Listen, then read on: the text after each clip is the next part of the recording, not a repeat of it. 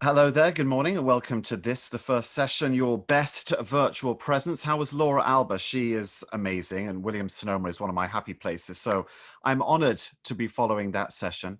Our session is about, in essence, communication throughout your career, not just now for actually going out there and acquiring that first incredible opportunity, but for every stage from that point.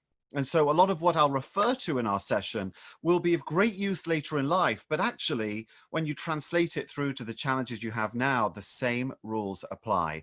And our format right now is I'm going to do a little introduction here live. We are together live. It's 10:36 a.m.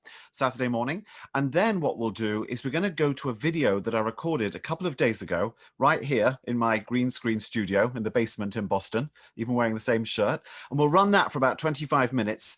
And then we'll do some Q&A at the end for about 10 minutes or so. And during the time the video plays, I'll be in the chat area as well, so we can always, well, have a chat. So this is actually what I do for a living. I am, I guess, a communicator. The majority of my work is actually as a host, MC, moderator for some of the biggest events you could imagine. But I also do a ton of keynote speaking around influence and communication, especially in business, and how to just understand the people in front of you so that you change what you do to suit them. So that's kind of my whole area. But it didn't start this way. We all have a story. And by the way, if you're sitting there right now going, I just don't know what I really want to do, and I don't know where life will take me, that's fine. Because honestly, I don't think anyone does, really. And I wanted to be in finance. That was my very first objective, to get into finance. I wanted to be a stockbroker. And in London, that's what I did. I didn't realize it at the time, but I talked my way into that first opportunity. And I was at Merrill Lynch in the UK. And I tell the story, I'll never forget my first day on the job. It was years ago. Day one, I'm in my new suit, my shiny shoes. I really wanted to be a success in finance. Day one happened to coincide with a date called Black Monday, which was way back in 1987. And this was a day when stock markets around the world dropped between 20 and 40% in a single trading session. And I remember looking around the office on that first day thinking, do people cry every day on this job? Or is it just today? Anyway, I stuck it out for about 5 or 6 years until I woke up one morning and I realized I was in the wrong career. I was in the wrong job. You think that it's right at the time, and there's nothing wrong with that. And then suddenly, as experience build up, you think, wait, what am I even doing? So I left it behind, and I made a very natural transition into hosting television shows in the United Kingdom. I know it's an easy move to make. We can talk about it later on.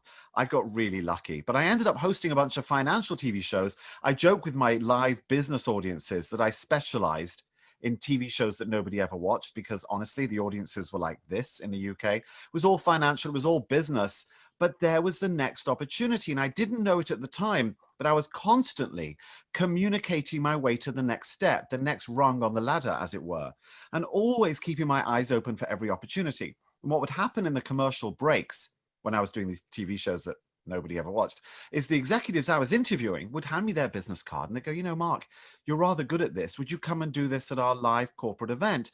And that was where my life changed again, because I'd been focusing on communication, the art of it. I'd started writing my first book on communication, and suddenly I get exposed to a live audience. All right, so as far as my little intro live, that's where I'm going to cut it. But the story continues along with all of the ideas right now as we press play on the video. I'll see you in a bit.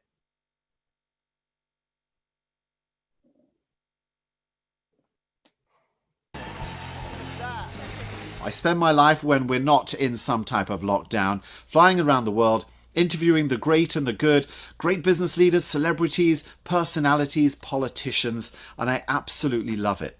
But after 20 years in the business, I have learnt a great deal, and I'm going to share a lot of it with you right now. So here we are in the virtual world. We don't always get a chance now to stand in front of live people, to see their faces, to get messages and eye contact and body language. No, we're living on someone's screen. So step one is getting your virtual setup right. Rather than me stand here and just tell you what you could do, why don't we go up to my office and I'll show you.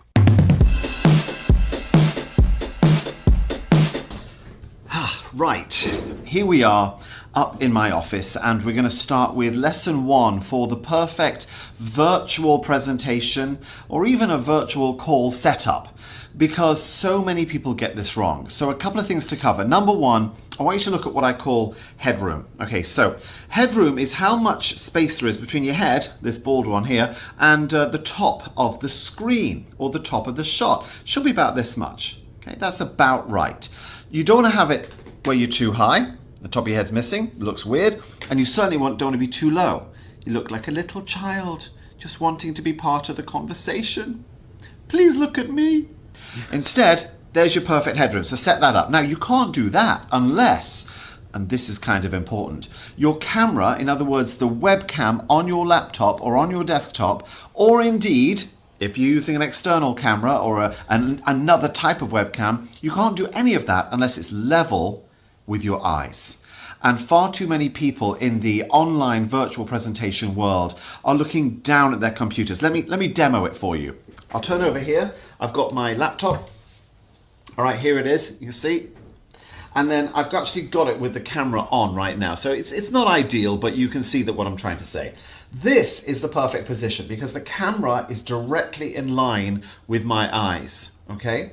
But look, here's the bottom of the laptop and here's my desk. This is quite a considerable height. It's probably forgiving if I go even down to here, but still we've got to support the laptop or whatever computer you're using with something.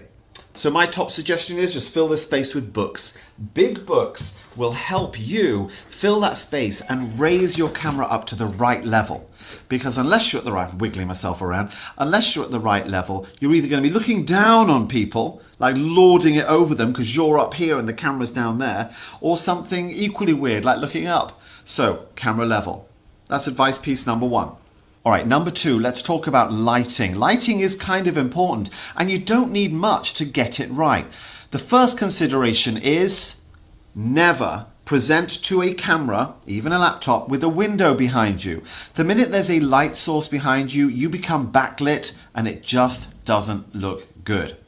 Instead, find some local lamps or lighting sources and put them behind your laptop. In other words, behind your camera. Now, I cheat a bit because obviously I do this for a living. I've got quite the lighting set up here. I'm gonna get my iPhone. I'm gonna click record. Okay, so there you go. See, look, I've got one light there. There's you. I've got another light there and another light there. That's what they call 3-point lighting. 3-point lighting is not essential, but you kind of want to have one light off to one side, one light to another, and if you've got a third, great. If not, no worries. What you want to avoid is getting some desk lamp and just shining it in your face like you are a hostage or it's an interrogation of some sort. So lighting is important. You've got to get that right. You're probably wondering why. I mean, why is lighting so important? Well, look, here's the thing. Every single person who might choose to watch you and listen to you has to look at whatever image you present to them. If it's difficult to look at, it's backlit, or it's weird, or it's angled, or you're too high, or you're too low, guess what they do? They just click away. And so we reach audio. My sound is pretty good. There's a couple of things to consider. Number 1, it's the microphone you're using. And number 2, it's the room you're in. Many of us have very echoey rooms and echoey houses. I have, full transparency, I have put up some sound absorbing tiles on the wall over there and just above me as well. These things are made of sponge. And again, it's only because I do this for a living. Otherwise, I wouldn't bother. But you want to find a room in your house that is not too echoey. The more echoey your voice, the more difficult it is to listen to, the less your message will be heard. And on that note, if you've got an old laptop or an old computer and the mic's a bit dodgy, maybe think about investing in a new external microphone just to elevate the audio. Think of it this way. Sometimes people will be getting on with something but listening to everything you say, but never will they watch you with the audio off. That just makes no sense. So audio is very important. All right, one more point. Being online, being virtual is less about theatre and is more about cinema. What do I mean by that? Well, when you make a presentation on stage or in a boardroom or in front of your valuable clients, very often you'll be quite, big with your gestures, and you might walk around, you might stand next to a slide deck. All that helps the delivery of a professional presenter. But this is different.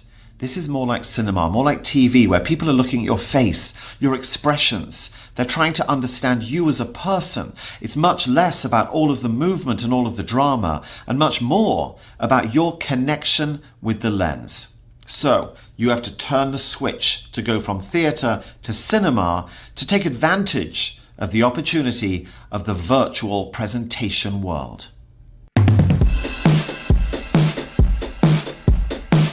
All right, so now we've got our setup sorted. We know what we're doing. Here's your first consideration when making any type of presentation at all. No matter what it says on your business card, I want you to remember this, that when you're presenting an idea, even on screen, just like this, you have 3 additional jobs. Job number 1, you're head of sales. For yourself. Well, of course you are. Because people are watching you on that screen and they are listening to your ideas, they're watching your body language on that little camera, and they're making a decision. Do I buy this person or not? It's the same for all of us. People judge us the entire time, and I can guarantee you this, they're judging you. And if when perhaps you've stopped presenting and you're part of a team and you're put away in a little square on the screen and you're checking your email, you're looking at your phone, they're judging you then as well. So you're always on, and you're always head of sales for yourself. Job number 2, you are director of translation. What do I mean by this? Well, when you explain your concepts, your notions, your ideas, your enthusiasm to other people, very often you'll slip into your own language. You'll use jargon and acronyms, and there's a potential for leaving people behind. Because if you're using acronyms that not everyone on the call or on the webinar fully understands, they're not going to interrupt you and go, oh, excuse me, can I just speak for a minute? I don't know what that means. They'll just sit there and probably drift off. So when you get down into the weeds of your subject matter, remember, translate as you go. And what I mean by that is consider the language of the people listening. Are they 100% aligned with you and your knowledge? If not, you might want to throw in a little bit of translation. Quick example. Let's say I was explaining to you that a lot of my business, when I'm not in lockdown, is in the EMEA region. I would then translate by saying, and EMEA, which as you know is Europe, Middle East and Africa, provides me with a great opportunity to spread this message a bit further afield. You see what I did there? All I did was translate the acronym EMEA, E-M-E-A, into Europe, Middle East and Africa to make sure that I took everybody with me on this communication journey. And in this virtual world, you have to make sure that you don't lose anyone at any moment, because in an instant, they can click off. And so we reach job number 3. You are chief storyteller. Why? Because we're humans. We love stories. And you can show people charts and give them statistics, but they will far more respond to a story. And I'm going to move on to some storytelling techniques a little bit later on, but think of it for now in this way. When I put my little daughter to bed, she's called Skylar, she's 7 years old, and I tuck her up all tight, she never says to me, Daddy, will you show me a pie chart? No. She says, Daddy, tell me a story.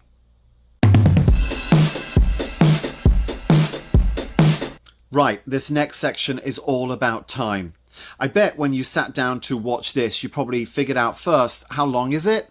In other words, how long am I going to be trapped watching this British guy talking about presentation? We all like to know how long we're about to be disconnected from the rest of the world and forced to watch something that may or may not be any good. So timing is really important. And the one thing I can guarantee you is this. No one will ever come up to you after one of your presentations and say, oh, lots of great content, but I just wish you'd gone on a lot longer. No one's ever going to say that. Why? Because we value our time. It is a finite resource, and you should always manage your time well. So in any type of presentation that you're giving, whether it's in person or online, understand what the expectation is and do not steal people's time. When you go over on your presentation, let's say you promised 20 minutes and now you're up to 23, 24, 25, what's happening? Well, psychologically, people feel that you're stealing their day from them. You're taking their time. Worse still, if you have a colleague that follows you, you're stealing their time as well. No one appreciates it. In fact, how about instead of stealing, you become a giver? You're like Robin Hood to an extent. You'll take time from yourself, but you'll give it to others. So why not, instead of doing the 20 minutes that you've been asked to do, or that the expectations are set at, you do it in 18. People are like, check it out. I just got 2 minutes back. It's a tiny calculation, but it's very powerful. Oh, and by the way, if you're an event planner at all, and you have to organize a bunch of senior executives who are going to be giving their presentations, let's just say, use that line when you're telling them about the importance of time. Say, listen, if you want to go over, I can't stop you, but just remember you're stealing time from everybody else and from your valuable audience.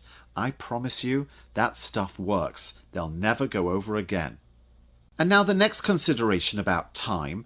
Believe it or not, after about 15 minutes of you speaking, it has been shown scientifically, although I can't quite prove the research, but I know it's out there, that people fall into a waking sleep after about that time.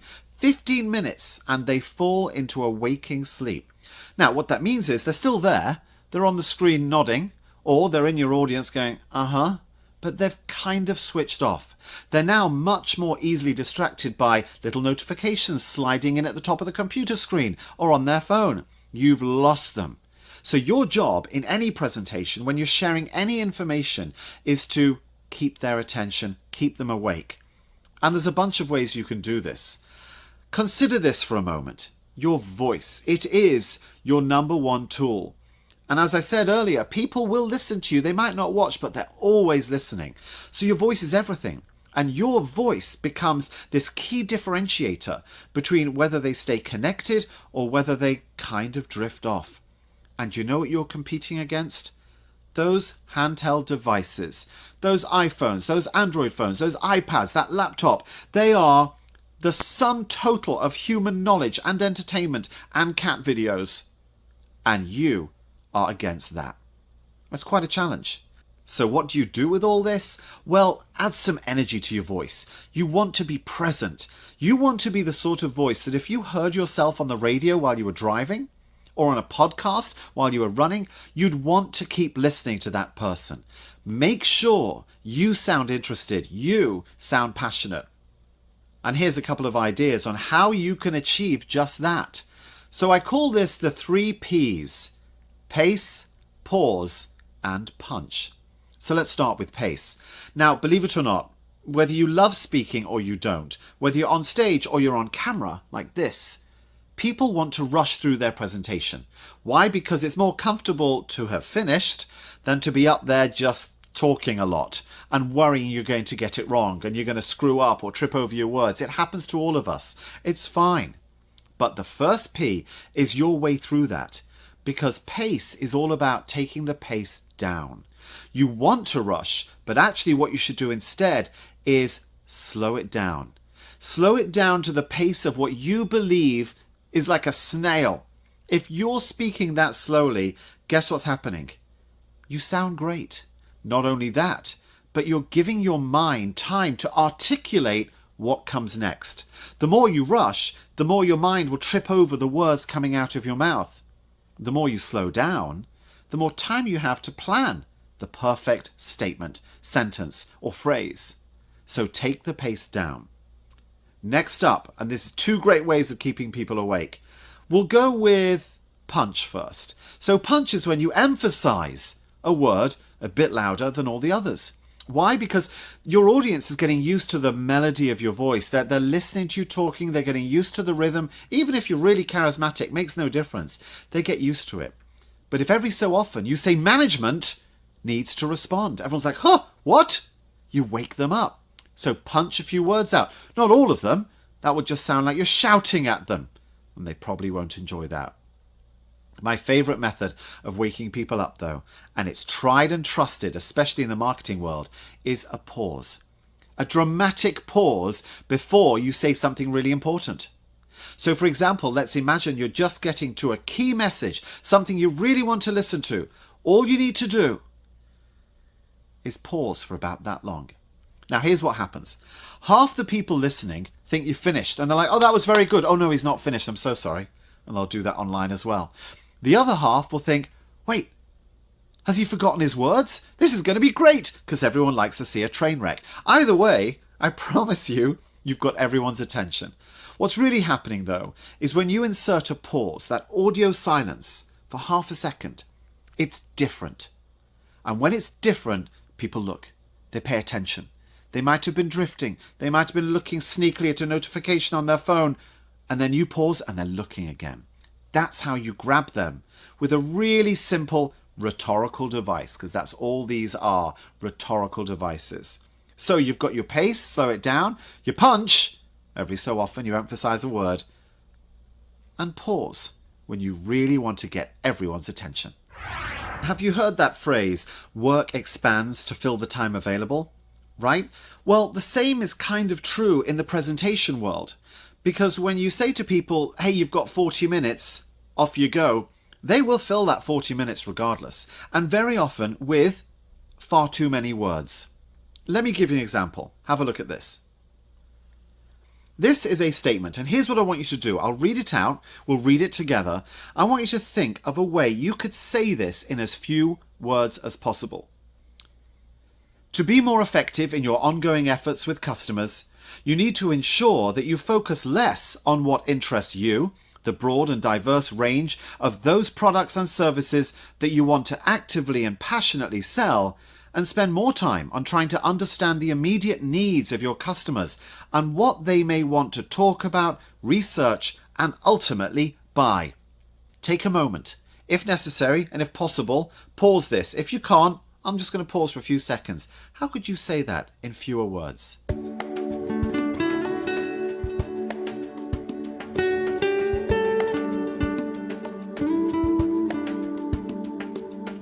All right, how about this? Focus less on what you want to sell and more on what they want to buy. You see what we've done there? It's so simple. It's so short now, and yet the meaning and the message has not changed. In fact, if anything, it's more powerful because with fewer words, people can remember it and they can go and tell other people about it.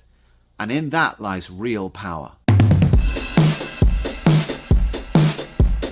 One more consideration for you around the word and concept time. T-I-M-E. Think of it this way. Every time you present, every time you share ideas with people, every time you stand up or indeed sit down on camera on that laptop, think of time. Teach, inspire, motivate, and entertain. So very briefly, teach. It's kind of easy, right? Just tell people something they didn't know. Everyone loves to learn. We all love to learn. And the more you can share with them ideas or facts that perhaps they weren't aware of, the more valuable they'll find their time with you. So make sure teach is a big element of all of your messaging. If everything you've got lined up to say they already know, maybe you reconsider your content. I for inspire. Inspire is about what I call the destination. In other words, you're going to inspire people about where this ends, where this goes. If people follow your ideas and your concepts, how good will life get for them? How much time will they save? How much more money might they make?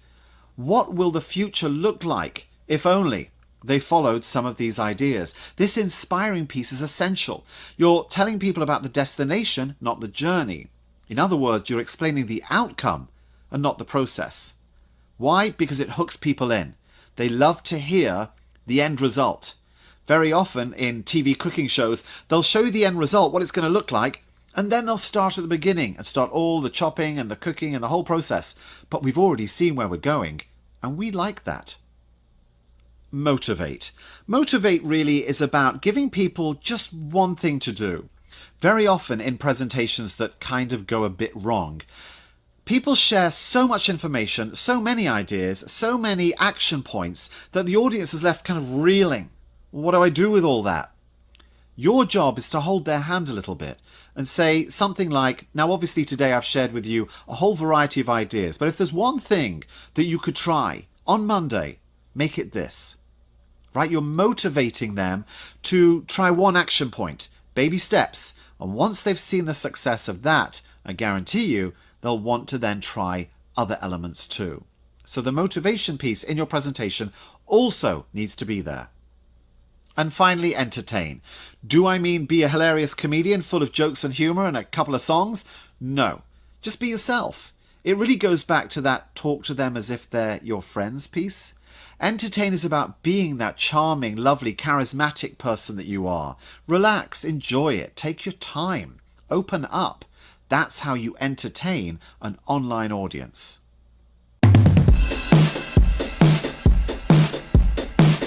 You know, the greatest speakers in the world, the orators, people who are famous for having made a difference in their presentations, will often use little elements that are known as rhetorical devices.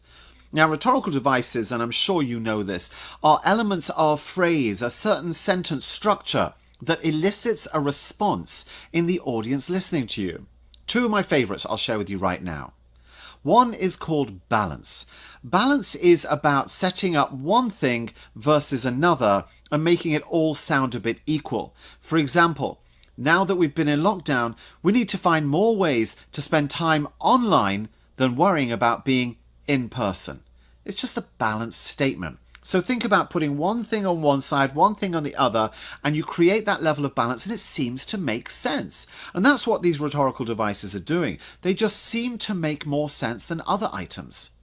JFK gave us another perfect example when he said, "Ask not what your country can do for you, but what you can do for your country." Perfect example of balance. Next up, my favorite, the power of three. This is when you put three positive notions following an idea or three quick reasons why the previous idea makes so much sense. And there's something magical about three. I'll give you an example. In advertising, they might say to you, it's fun, easy, and cheap.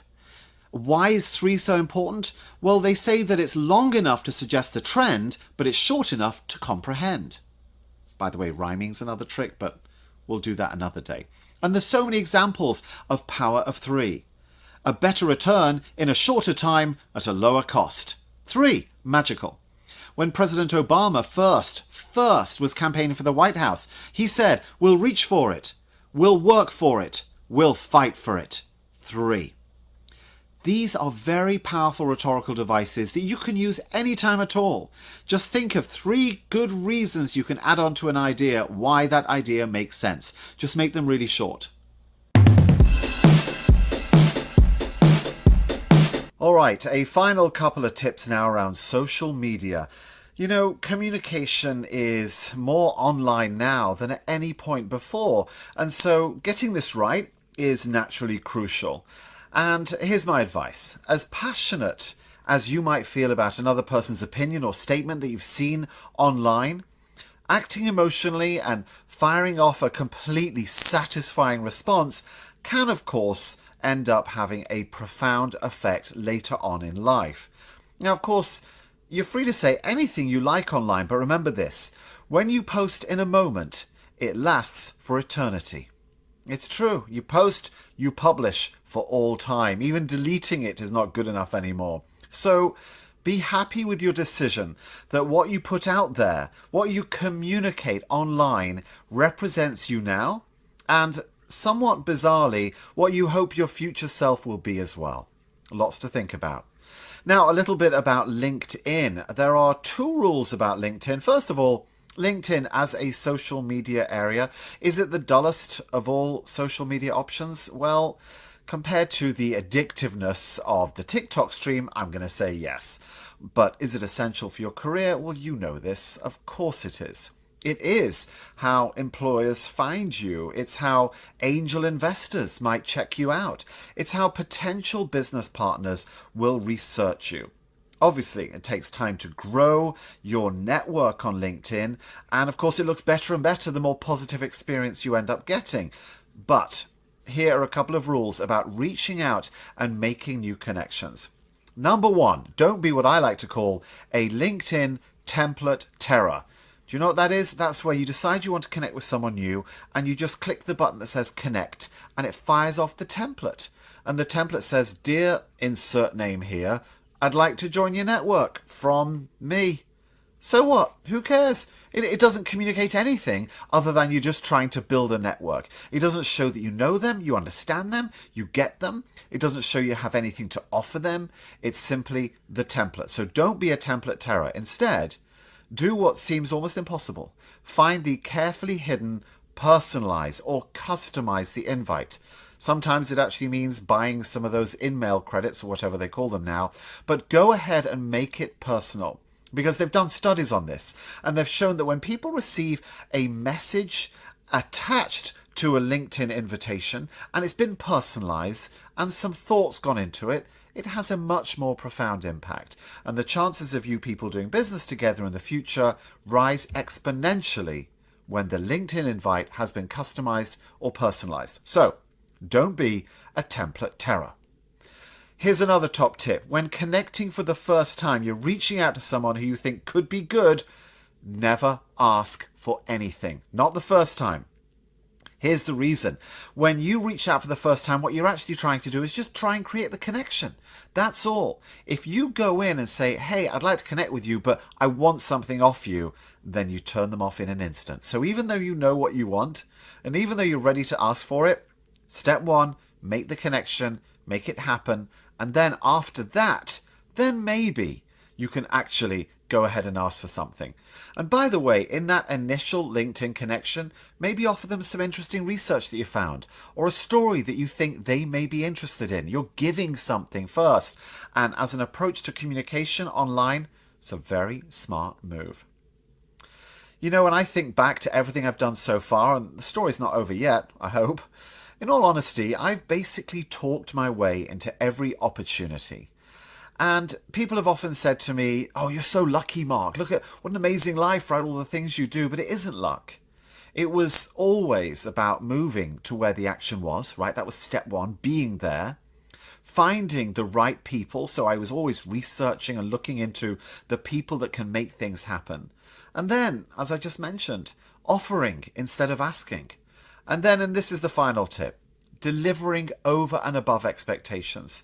Whenever you're asked of anything, do it, but do a little bit more. And that way you build this phenomenal reputation, whether in person or virtual and online. All right, why don't we move on now to some questions? All right, so I hope and trust that you enjoyed that, and we are live again, of course, ready to take your questions. And one of the actual audience out there, Adam, is it Gujil, possibly, asked me one of my favorite books. And I'll be honest, I'll be fully transparent. I'm not a big reader. I don't know what it is. I'm so visual. I just love to, every time I want to learn something new or new skills, I'm just straight into YouTube, which I know is a huge error. However, having said that, there are 3 books that I definitely will point to as ones that changed my thinking and my approach. One was Tipping Point by Malcolm Gladwell. Just a really smart, insightful book on the psychology of what makes people act in one way or another. And once you understand that psychology, you can often reframe how you say certain things to certain people to get them to come to the right conclusion. This isn't manipulation in any way. It is far smarter. It's about understanding the person in front of you and changing what you do to suit them. Book 2, which I thought was absolutely fascinating, it's called Made to Stick, and it's by Chip and Dan Heath. They're brothers. I've actually met them at several events where they do a lot of keynote speaking as well, a bit like Malcolm Gladwell. And their book is all about different products and different elements that we all know and love, and how they just became kind of sticky in our lives, like an iPhone, for example. I mean, just look at the incredible success it's had. It's not just because it's a cool device. There's so much more behind it. And Chip and Dan Heath do a great job of explaining that. Robert Cialdini wrote a book about influence, which was outstanding, and it's still out there. He's done a follow-up called, I think it's Pre-Influence, which between us, didn't enjoy as much, but his first book, my goodness, for me, that was a game changer. So please ask your questions in the chat window, because I'm here and I can see you all. Now, either you just are so filled with information, there's no questions left, or you just can't be bothered asking questions. Either way, I don't mind, but if you have a question, please ask it. By the way, that's another top tip when you go to any interview. Adam says, thank you. You're welcome, Adam. When you go to an interview of any sort, there's a number of things going on. And this is just my opinion. And please don't take this as being absolute fact. This is my opinion. When they look at you, they're deciding, do I want to buy this person or not, right? This is a big decision, because any organization who wants to bring you in needs to know, if they pay you X, will you kind of earn Y in whatever type of value that might be? So you are definitely selling yourself. And one great way to sell yourself, especially at the end of the interview, and I know you've been told this before, but so often I see it not happen, is to have some really smart, insightful questions, not about you and what your role or your success or your pathway within this organization might be, but about them. You're interested. You're fascinated. What are your next plans? Are you expanding? What do you think about opportunities in other geographies or whatever the question might be? You've done your research, and it shows you're interested. People love it when someone else shows interest in them. So when you go into that interview, which of course right now is all going to be virtual, make sure you have that ready. And on that point, by the way, in terms of the virtual world, isn't it interesting? In a normal interview, when you're in an office, you can kind of look around from time to time. But if you move your eyes away from the lens even a little bit, it looks profoundly large as a move, because as I said in the presentation, this is now cinema. This isn't theater. So what does that mean? What that means is you don't want to be spending a lot of time looking down at your notes. Notes are important. You've got to have some notes ready. But here's a trick. With the camera on your laptop, just stick your notes around the screen. That way you don't have to look far, a quick glance, and you're good. Another trick, by the way, if you're going to look at notes when you're on camera, this is all about your virtual presence, don't forget, literally hold them on in the camera, go, let me just consult these because I don't want to miss a thing, right? And that shows that you care, you are focused, you're prepared, and instead of looking away at who knows what, you're actually physically, you got your notes or your iPad or whatever it is in front of you. All right, next question. Jaden, is it Jaden, says, thank you so much for your tips, Mark. I lead meetings for my club and I tend to talk a lot. How can I encourage others to speak more during meetings? Excellent question. Ask for opinion. When you ask for opinion, people feel that they have the green light to then offer theirs. If you have all the answers at first, and I know this is a bit weird for me to say, given that I'm just giving you all these answers. If you give all the answers, they feel like, well, maybe I can't contribute. So you want to make it safe, make it so that anything goes, and ask for their opinion. Say, I'm not sure about something. In terms of the club from now on, do you think maybe it's better if we meet more often? Or would it actually be better if we took a bit more time apart? I'd love to know opinions. You'll get more input that way. So make it safe. By the way, next question from Anthony. Is there any appropriate way to ask for a recommendation for a job you've applied for from a current employee, from an employee or an employer? If it's a colleague, another employee, and you want their recommendation, yes, you can. But as I said in LinkedIn, never make it, if it's a first or a new contact, never make it the first thing you do. Ask for something only once you've established some type of rapport. If it's the person you're already working with, like a boss or someone senior to you, and you want them to recommend you for another job, you can only do that in the instance that you are really, really close, you're connected, they know you want to leave. And in that instance, yes, you can. But in every other instance, if I'm reading your question right, that would probably be a challenging error. I'm just saying. I could have read it wrong, by the way. Oh, top tip before we end in 30 seconds. I forgot to mention this. Every time you do a virtual interview, check your background. Your background says a lot about you. I'm green screen right now in my basement. But if you've got books or items or elements or signage, especially something that's a big political statement, be careful, because they will look at that and they'll make judgments, right or wrong. They'll make judgments. Oh my goodness, our time is up. If you want to ask me anything else, find me on LinkedIn. You know how to do that. I'm Mark Jefferies. Next up, though, for you is a great panel session on the gift of a liberal arts education, and that is coming up right now. I'll see you soon.